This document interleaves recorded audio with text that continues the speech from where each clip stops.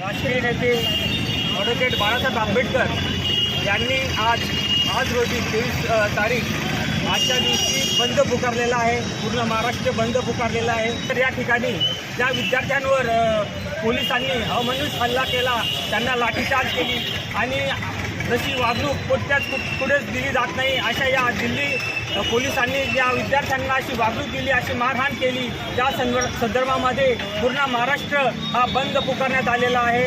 त्यासाठी त्यामधून आपला पाचोरा तालुका ज्या व्यापारी वगैरे वर्ग सर्व आपल्या सोबत आहेत, यांनी आपल्याला चांगलं सहकार्य केलं आणि पाचोरा बंदला हाक दिली.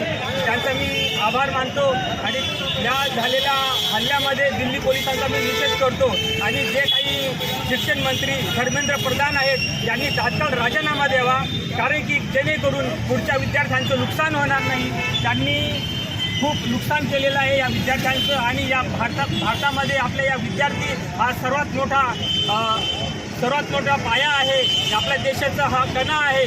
या विद्यार्थ्यांवर अन्याय झाला म्हणजे सर्व जनतेवर अन्याय झाला. जे काही आज रोजी विद्यार्थी हे आपल्या देशाचे भविष्य आहेत, त्यांच्यासाठी या रस्त्यावर उतरणं पण काही आवाहन करतो की या आपल्या महाराष्ट्र बंदमध्ये सर्वांनी सामील व्हा आणि आपल्या या विद्यार्थ्यांना जो लाठीचार्ज झालेला आहे, त्यांच्यावर अन्याय झालेला आहे, त्यांना न्याय मिळवून देण्याची ताकद ही आपल्यात आहे. आपण दिल्ली नाही गेलो तर आपण पाचोरा तालुक्यातून हे आंदोलन छेडलेलं आहे. तर बंद हा आपला पाचोरा तालुक्यामध्ये बंद झालाच पाहिजे आणि शासनाला आपण हा दाद मागलीच पाहिजे.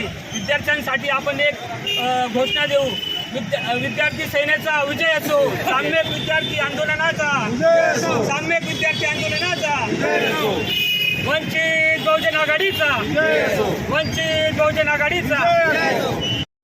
किशोर डोंगरे समता सैनिकदल जिल्हाध्यक्ष.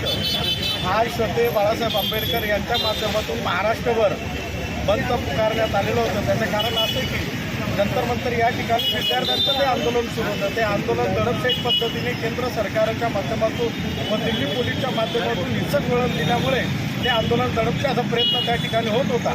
त्याच पार्श्वभूमीवर फुले शाहू आंबेडकरी विचारांचा वारसा असलेला महाराष्ट्र, या महाराष्ट्रात सुद्धा अशी अराजकता निर्माण करण्याचं षडयंत्र त्या केंद्र सरकारच्या माध्यमातून या ठिकाणी राज्य सरकार करत आहे. याचा निषेध म्हणून आज श्रद्धेय बाळासाहेब आंबेडकरांच्या आदेशाप्रमाणे सर्व आंबेडकरी चळवळीचे नेते कार्यकर्ते यांनी महाराष्ट्रभर ज्या ज्या ठिकाणी वंचित बहुजन आघाडीचे आंदोलन सुरू आहेत त्या ठिकाणी खांद्याला खांदा लावून बहुजन विचारांची चळवळ पुढे नेऊन फुले शाहू आंबेडकरांचा वसा असलेला महाराष्ट्र कधी गोळवलकर, सावरकर आणि हेडगेवार यांच्या विचारात परिवर्तन होणार नाही, या भूमिका घेऊन आम्ही आज रस्त्याची लढाई लढण्यासाठी सज्ज झालो.